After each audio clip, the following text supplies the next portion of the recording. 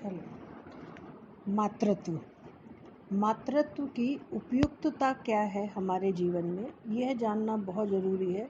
जब हम अपना यह प्रश्न उठाते हैं कि मातृ एवं शिशु पालन वाला पेपर है, तो उसमें हमें ये जानना अति आवश्यक है कि मातृत्व की उपयुक्तताएं क्या हैं। मातृत्व शब्द किससे आया है?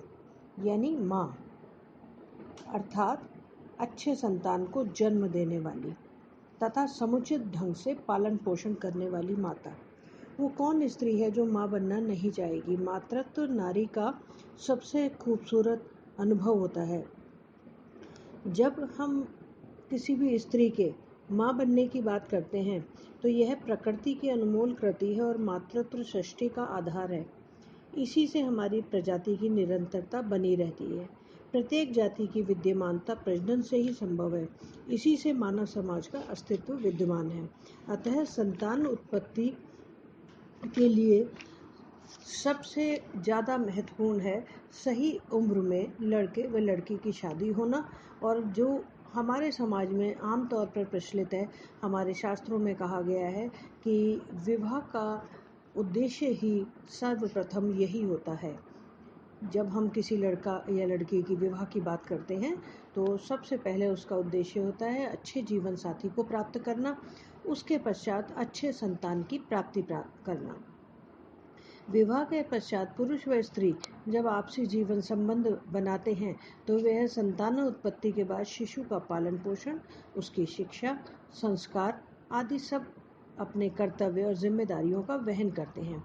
परंतु यह तभी संभव है जब माता पिता पूर्ण रूप से इस मातृत्व पितृत्व की जिम्मेदारी के लिए शारीरिक, मानसिक, आर्थिक, बौद्धिक रूप से परिपूर्ण रूप से परिपक्व हों और वह इसके लिए तैयार हों। जब हम संतान उत्पत्ति की बात करते हैं तो उसको हम 3 प्रकार से देखते हैं: जैविक उपयुक्तता, आर्थिक उपयुक्तता और मनोवैज्ञानिक उपयुक्तता। जब हम जैविक उपयुक्तता की बात करते हैं तो हमें ये बात समझ में आती है कि संतान की प्राप्ति के लिए माता का स्वस्थ होना अति आवश्यक है। यदि स्वस्थ माँ होगी तो वह स्वस्थ बच्चे को जन्म दे पाएगी। वृद्ध या निर्बल या रोगी माता होगी तो वह स्वस्थ बच्चे को जन्म नहीं दे सकती। जब हम जैविक उपयुक्तता की बात करते हैं तो उसमें 3 चीज़ें आती हैं: लैंगिक उपयुक्तता, प्रजनन की उपयुक्तता और सुजननी की उपयुक्तता। लैंगिक उपयुक्तता से अर्थ है कि स्त्री गर्भ धारण करने के लिए पूर्ण रूप से स्वस्थ और शरीर से अच्छी होनी चाहिए। दूसरी बात, जब हम यह बात जानते हैं कि स्त्री जितनी बच्चे के जन्म के लिए जिम्मेदार है उतना ही पुरुष भी जिम्मेदार है। कई बार हमारे समाज में इस तरह से कहा जाता है कि बच्चा नहीं हो रहा तो स्त्री बांझ है, पुरुष नहीं है। लेकिन इसके लिए हमें ध्यान देना होगा कि दोनों ही जने, माता एवं पिता, बच्चे के जन्म के लिए जिम्मेदार है। जब हम प्रजनन की उपयुक्तता की बात करते हैं तो दोनों के प्रजनन अंग पूर्ण प्रकार से संतान उत्पत्ति के लिए अति आवश्यक अंग माने जाते हैं। यानी कि संतान उत्पन्न करने के लिए लड़की का पूर्ण परिपक्व होना और लड़के का पूर्ण परिपक्व होना अति आवश्यक है। इसीलिए सरकार के द्वारा लड़कियों की विवाह की आयु 18 वर्ष और लड़कों की 21 वर्ष निर्धारित की गई है। यह माना जाता है कि जब इस आयु के बच्चे हो जाते हैं तब उनके शारीरिक रूप से सक्षम होते हैं माता पिता बनने के लिए, और संतान उत्पत्ति के लिए उनके लिए यह अति आवश्यक है कि वह शारीरिक रूप से पूर्ण रूप से स्वस्थ हो। फिर हम तीसरी बात करते हैं सुजननी की। प्रत्येक माता पिता की अभिलाषा होती है कि बच्चा जो उनके जन्म ले वह तंदुरुस्त हो, फुर्तीला हो, शारीरिक, मानसिक सब तरह से स्वस्थ हो। लेकिन गर्भवती माता यदि गर्भकाल में अच्छे पोषण का, अच्छे स्वास्थ्य का, अच्छे वातावरण, अच्छे माहौल से वंचित रहेगी तो वह स्वस्थ बच्चे को जन्म नहीं दे सकती। इसलिए किसी भी स्त्री के लिए बच्चे को गर्भ धारण करने से पूर्व से लेकर बच्चे के जन्म तक पूर्ण रूप से मानसिक और शारीरिक रूप से स्वस्थ होना अति आवश्यक है। अब हम दूसरी बात पे आते हैं, आर्थिक उपयुक्तता। जब हम इकोनॉमिक फिटनेस की बात करते हैं, यानी कि जब पहले क्या होता था कि पहले संयुक्त परिवार में लड़का और लड़की रहते थे, यानी लड़का और उसकी पत्नी। तब क्या होता था कि परिवार की जो आर्थिक सुदृढ़ता होती थी वह उनको सहारा देती थी और वो बच्चे को आराम से पाल सकते थे। लेकिन आज के भौतिक युग में, जहाँ वर्तमान समय में संयुक्त परिवार नहीं है और निरंतर उनका विघटन होता जा रहा है, एकाकी परिवार है और ऐसा प्रचलन बढ़ रहा है कि शिशु का पालन पोषण केवल माता पिता की ही जिम्मेदारी है, तो उस समय माता पिता के लिए अति आवश्यक है कि वह यह देखें कि वो आर्थिक रूप से सक्षम हैं या नहीं।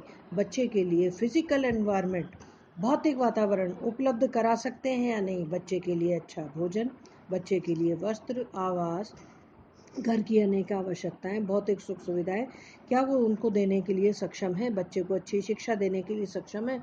यदि वो आर्थिक रूप से सक्षम है तो ही वह बच्चे को जीवन में लाने के लिए प्रयासरत हो, अन्यथा जब तक वह आर्थिक रूप से सक्षम न हो तब तक वह बच्चे के लिए कोई प्रयास न करें। उनका आर्थिक रूप से सुदृढ़ होना जरूरी है। अब हम तीसरे पॉइंट पे आते हैं, मनोवैज्ञानिक उपयुक्तता, साइकोलॉजिकल फिटनेस। जब संतान उत्पत्ति की हम बात करते हैं तो जैविक आर्थिक उपयुक्तता तो आवश्यक है ही, मनोवैज्ञानिक उपयुक्तता भी बहुत इम्पॉर्टेंट होती है, बहुत इम्पॉर्टेंट। जब हम किसी भी पति पत्नी को देखते हैं कि वह किसी भी प्रकार से आपस में लड़ाई झगड़ा कर रहे हैं, उनका सामंजस्य नहीं है, वह आपस में प्रेम और सौहार्द से नहीं रहते हैं, तो ऐसी परिस्थिति में जब वो जिस बच्चे को जन्म देंगे तो वह भी उस कलहपूर्ण वातावरण में यदि वो जन्म लेता है तो वह कभी स्वस्थ हो ही नहीं सकता। तो साइकोलॉजिकल एनवायरनमेंट भी बहुत आवश्यक है कि माता को घर में वातावरण सुखद, आनंददायक, सुरक्षात्मक, प्रेम से परिपूर्ण ऐसा वातावरण मिले जिससे वो बच्चे को जन्म दे और वह बच्चा पूर्ण रूप से सुरक्षित महसूस करे और उसे ये पता रहे कि वह बहुत ही अच्छे माता पिता के यहाँ पैदा हुआ है, जिससे कि उसकी परवरिश, उसकी देखभाल अच्छे प्रकार से हो पाएगी। यह जो बात हमने अभी जानी कि मातृत्व क्या है और मातृत्व के लिए क्या जिम्मेदारी है, इसमें बहुत महत्वपूर्ण है हमें एक चीज़ जाननी, क्योंकि हम सभी महिलाएं हैं, आप भी सब आने वाले भावी जीवन में माताएं बनेंगी। बच्चा कब आए ये माता का अधिकार होता है, ये और किसी का अधिकार नहीं होता कि बच्चा कब आए।